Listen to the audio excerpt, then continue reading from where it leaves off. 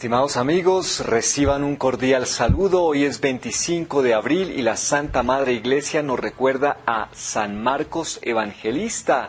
Según tradición eclesiástica, Marcos, llamado también Juan Marco o simplemente Juan, es el autor de un evangelio y el intérprete que traducía Pedro en sus predicaciones frente a auditorios de habla griega. Era hijo de una cierta María, cuya casa de Jerusalén estaba abierta a la primitiva comunidad cristiana.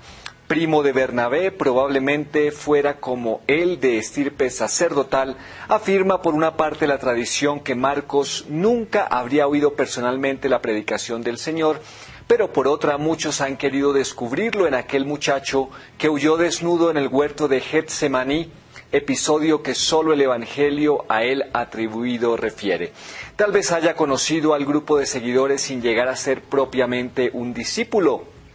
Al comenzar la expansión del Evangelio, Pablo y Bernabé salieron de Jerusalén hacia Antioquía, llevando con ellos a Marcos. Este los acompañó en sus primeras empresas misionales a Chipre y Perges, de donde regresó por causas desconocidas.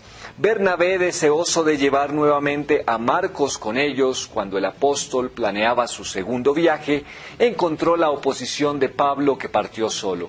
Marcos siguió, pues, a Bernabé una vez más hasta Chipre. Sin embargo, Marcos reaparece junto a Pablo en Roma, pero es creencia que fue más bien discípulo de Pedro, quien confirma esta suposición al llamarlo hijo suyo en su primera carta.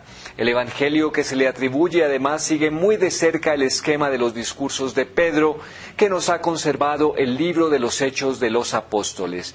Nada sabemos de su existencia posterior.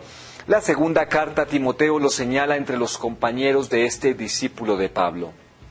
Conforme a un dato que recoge el historiador Eusebio de Cesarea a principios del siglo IV, la iglesia de Alejandría lo habría tenido por fundador. Sus últimos años y el lugar de su muerte no son desconocidos.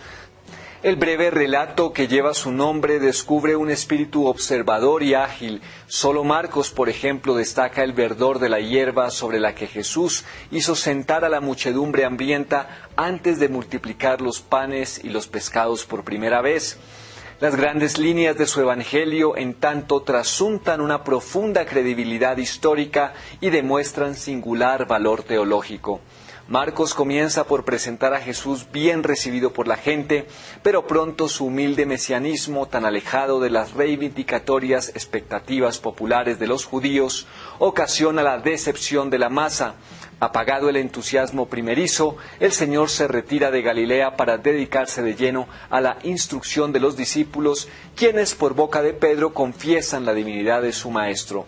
A partir de este reconocimiento de Cesarea, todo el relato se orienta a Jerusalén. En la ciudad santa finalmente la oposición crece y culmina en el juicio inicuo y la pasión que alcanza su victoriosa respuesta cuando Cristo abandona su tumba de acuerdo con lo que había profetizado de sí mismo.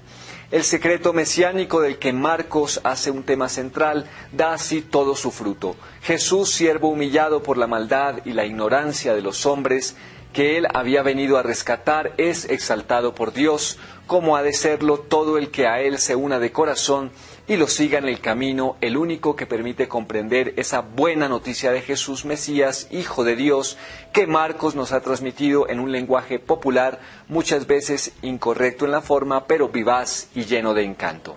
Bien, queridos amigos, San Marcos, nuestro santo para el día de hoy.